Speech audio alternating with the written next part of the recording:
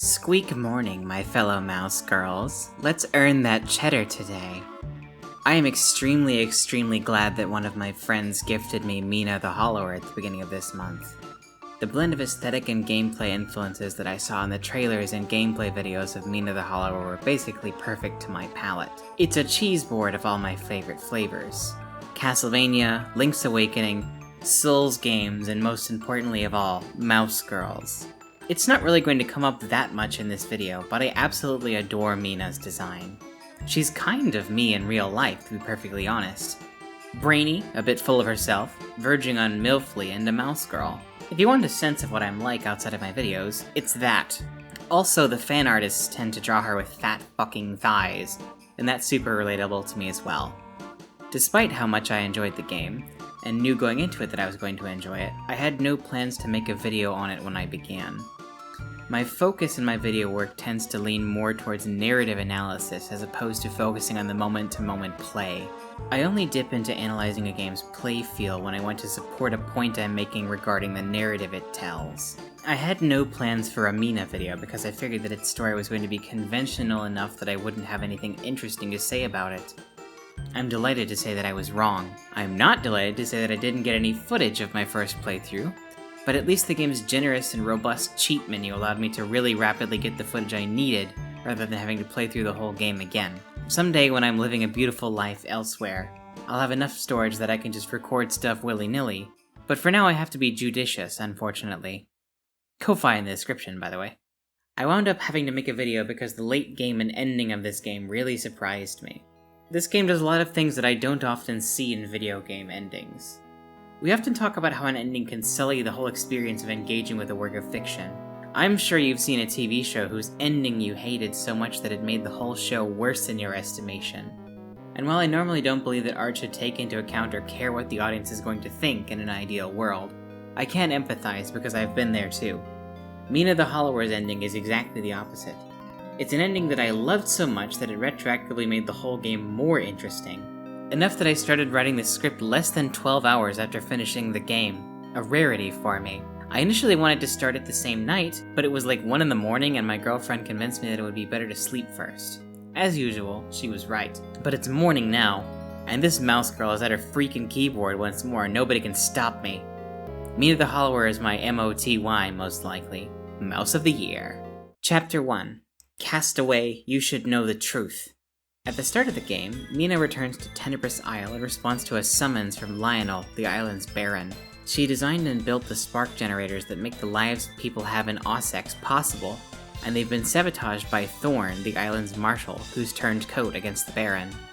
It's Mina's job, at least initially, to repair the spark generators and end Thorn's rebellion. It was immediately obvious to me that Lionel was the real villain of the game.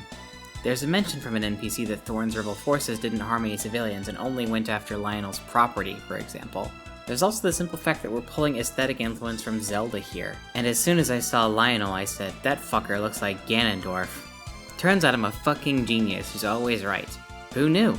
Me, obviously. Everything I've listed so far is all still very much within the scope of conventional video game storytelling. My initial thought was that Thorn and Lionel were in on it together, maybe, or that Lionel had some kind of scheme that Thorn was privy to and trying to push back on. It's way more interesting than those would have been. If that had been the case with the story, it would have occupied what I call the Resident Evil 2 zone. Games that I really love, but I have no plans to talk about extensively on my channel, because I feel like I don't have anything to add to the conversation. We all know Resident Evil 2 is great, and we all know why, you know?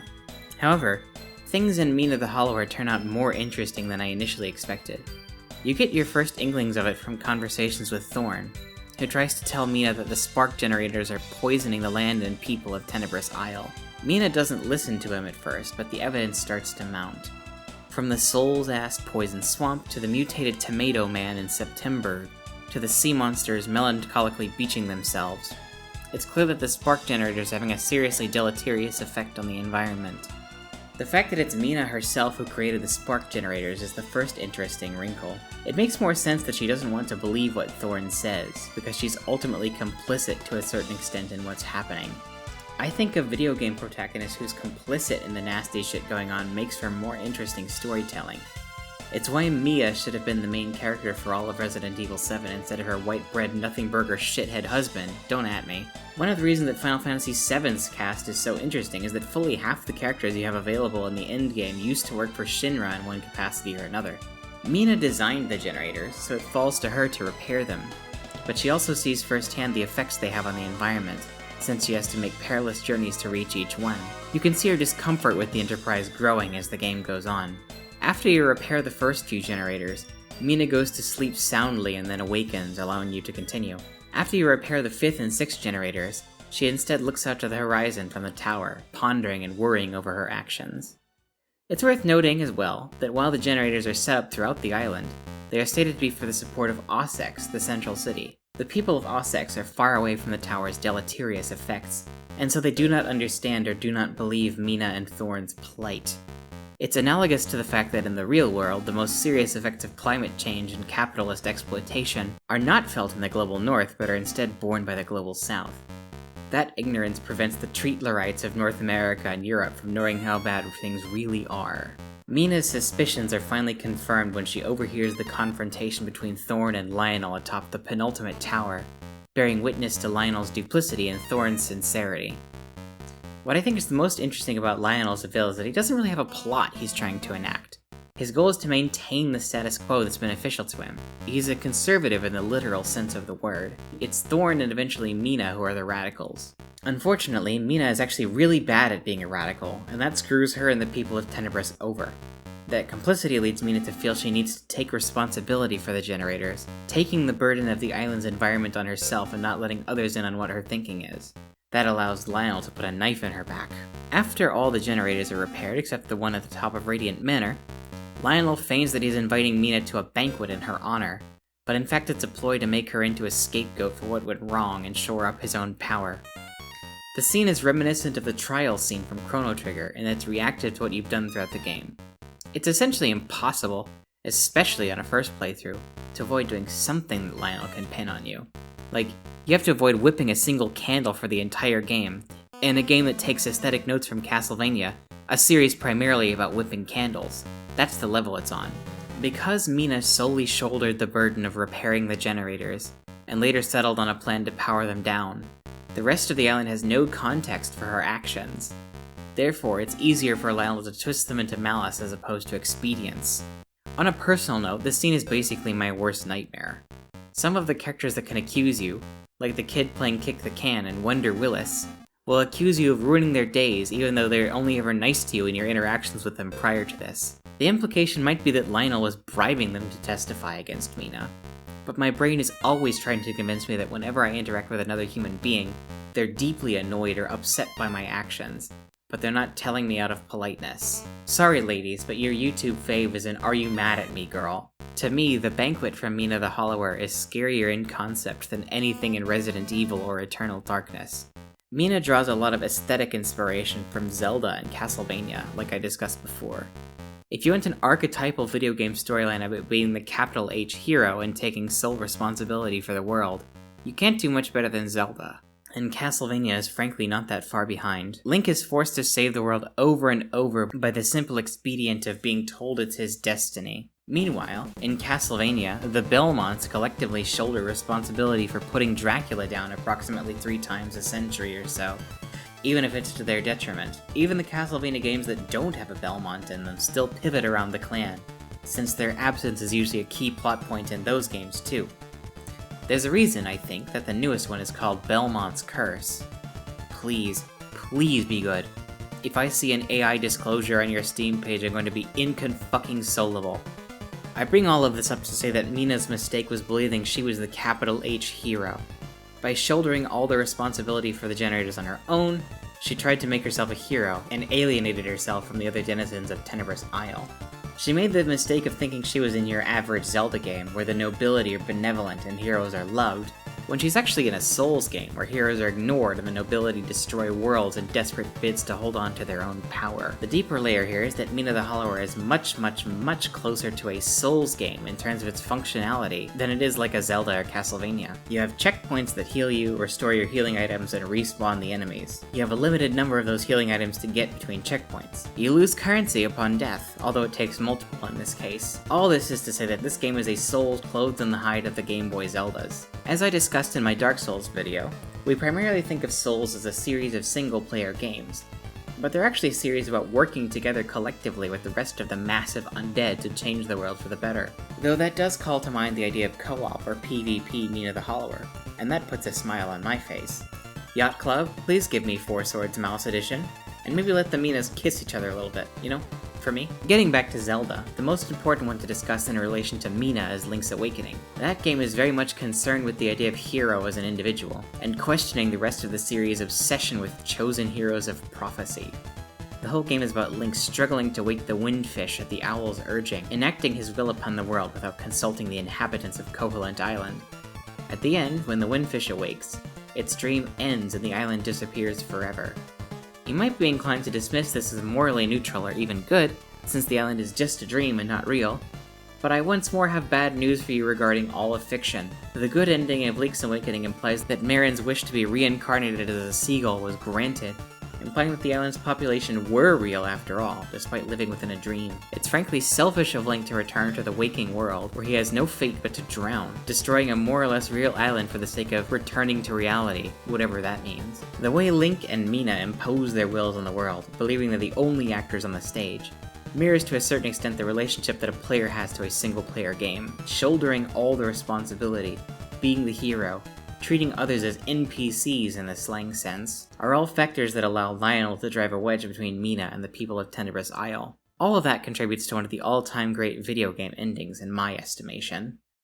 We're now in our intermission. It is 2:25 in the morning as I'm recording this, and it's still like 10 billion degrees outside. Like, I live in the goddamn stuffiest apartment in the world. I fucking hate living here. I'm so sick of this shit. Give me a place that has actual air circulation. Please, God, I'm begging you. But anyway, today I wanted to talk about why I'm a mouse girl. I just think being a mouse girl is fun because I can be kind of small, and I feel like framing it as me being a mouse kind of takes that from being a weakness to being a strength. Obviously, I'm, quite loud and very boisterous when I want to be, but there are certain situations where I kind of shrink down very small, and also it's just funny.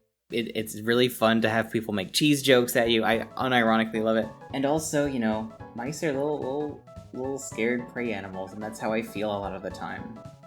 Both in a good way and a bad way. Short little intermission today where I complain about the heat. This video was kind of impromptu, as I discussed elsewhere. I kind of want to do more videos like this where I do a small one in response to something I'm doing recently, as opposed to trying to plan things out way in advance like I have historically. And I feel like this is the fourth time where I'm gonna do smaller videos where I talk about something spontaneously instead of just doing these big chud ones that are impossibly far apart, and I lose motivation in the process of working on them. So, I'm gonna commit to it this time. But anyway, your game for today is Poke All Toads. It's a puzzle game that was released this year. It's very cute, except I'm very bad at it, so maybe you'll do a better job of it than I am, but the art in this game reminds me of the Flash games that I played on Miniclip that I played on miniclip.com as a kid, in a good way. So I think that's pretty fun. And your movie recommendation for today is The Great Mouse Detective. I really shouldn't have to explain why to you. Anyway, back to the video. Chapter 2. Why did you come here? If it weren't for you, nothing would have to change. Remember, you too were in the dream. What I really wasn't expecting, and what genuinely surprised and delighted me, was the fact that Lionel's deception of the population persists after his death. Mina is trying to make herself the great mouse of history, no doubt under the belief that if she defeated Lionel and enacted her plan to power down the generators safely, the world would understand. However, leaders and important personages do not determine what happens solely on their own, and Lionel is no exception. His deception outlives him, and the people blame Mina and the other Hollowers for wrecking the generators and ending the way of life they have on Tenebris. What follows is a montage that clearly riffs on the ones from the endings of Link to the Past and Link's Awakening. While Ossex and the Crypt are in chaos, it becomes clear that the other regions of the world are recovering, proving that Mina was right in the end, even if she doesn't get to enjoy her victory. It's strongly implied that the other Hollowers, blamed for the power cut to Ossex, were killed, and Mina barely escapes the island alive on a small rowboat. Fiction in general has too many happy endings. I suspect that this is at least partially due to the train accident between art and commerce. A lot of people prefer not to have a bittersweet or negative ending, and so they don't often see the light of day for the sake of turning a profit. Video games are especially bad about this. As I've discussed on this channel at various points, video games are unique among art mediums in that there's an expectation that the player will be flattered, and having a negative ending like this gets in the way of that flattery. Good, I say. Death to flattering the player, and death to the tyranny of the happy ending. I truly think that if Mina had a straightforward, happy video game ending, then it would ring really hollow, considering what I said before regarding Mina's alienation from the other characters. What was she supposed to say to them? Sorry I killed the guy with better PR, but it was for the greater good? There was no circumstance in which events playing out that way could have really ended any other way for her. I wouldn't have thought nearly as much about the alienation that being the hero brings to player characters, and Mina in particular, if the game had your standard saccharine happy ever after ending. Could there have been another way? I think so.